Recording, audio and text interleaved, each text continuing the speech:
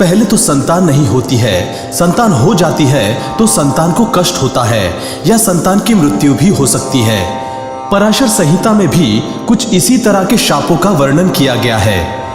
सर्प शाप। इस शाप के प्रमुख 8 योग या प्रकार बताए गए हैं। ये योग राहु के कारण बनता है। इसके लिए नाग प्रतिमा बनाकर विधि पूर्वक पूजा की जाए और अंत में हवन कर दान किया जाए तो इस शाप का प्रभाव नष्ट हो जाता है। इससे नागराज प्रसन्न होकर कुल की वृद्धि करते हैं। पितृशाप। कहते हैं कि यदि किसी जातक ने गत जन्म में अपने पिता के प्रति कोई अपराध किया है तो उसे इस जन्म में संतान कष्ट होता है। ये कुल मिलाकर 11 योग का दोष है। ये दोष या योग सूर्य से संबंधित है। इसके अलावा अष्टम स्थान में राहु या अष्टमेश राहु से पापाक्रांत हो तो इसे पितृदोष या पितृशाप भी कहा गया है। इसके उपाय हेतु पितृश्राद्ध करना चाहिए। मातृशाप।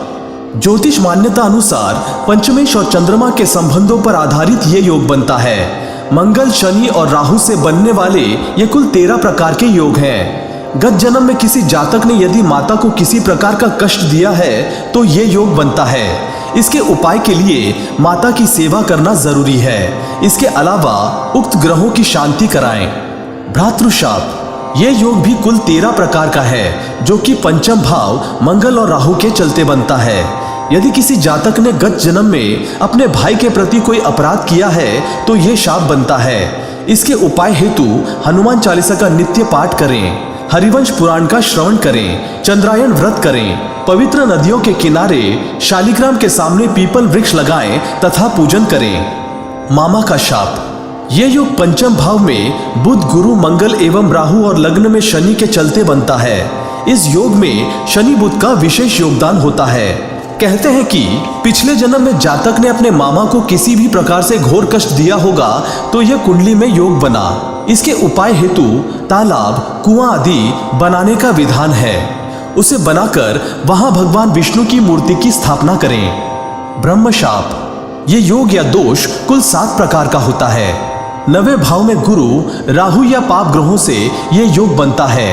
कहते हैं कि गत जन्म में किसी भी जातक ने यदि किसी ब्राह्मण को घोर कष्ट दिया है तो ये शाप बनता है। इसकी शांति हेतु पितृ शांति करें और फिर प्रायश्चित स्वरूप ब्राह्मणों को भोजन कराकर उन्हें दक्षिणा दें। पत्नी का शाप। यह कुल 11 प्रकार का दोष या योग है जो सप्तम भाव में पाप ग्रहों के चलते बनता है।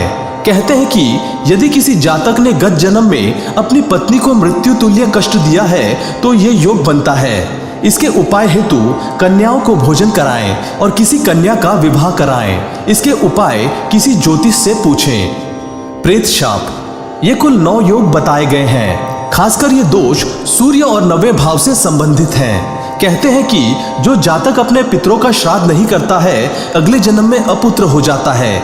इस दोष की निवृत्ति के लिए पितृ श्राद्ध करें। ग्रह दोष।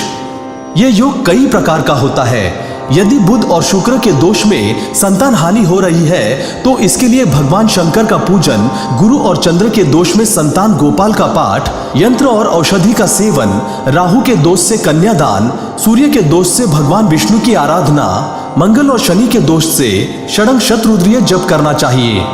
संतान में रुकावट के कारण क्या है? जब पंचम भाव में स्वामी सप्तम में तथा सप्तमेश सभी ग्रह से युक्त हो तो वो स्त्री मां नहीं बन पाती। पंचम भाव यदि बुध में पीड़ित हो या स्त्री का सप्तम भाव में शत्रु राशि या नीच का बुध हो तो स्त्री संतान उत्पन्न नहीं कर पाती। पंचम भाव में राहु हो और उस पर शनि की दृष्टि हो, सप्तम भाव पर मंगल और केतु की नजर हो तथा शुक्र अष्टमेश हो तो संतान पैदा करने में समस्या उत्पन्न होती है। सप्तम भाव में सूर्य नीच का हो अथवा शनि नीच का हो तो संतान उत्पत्ति में समस्या आती है।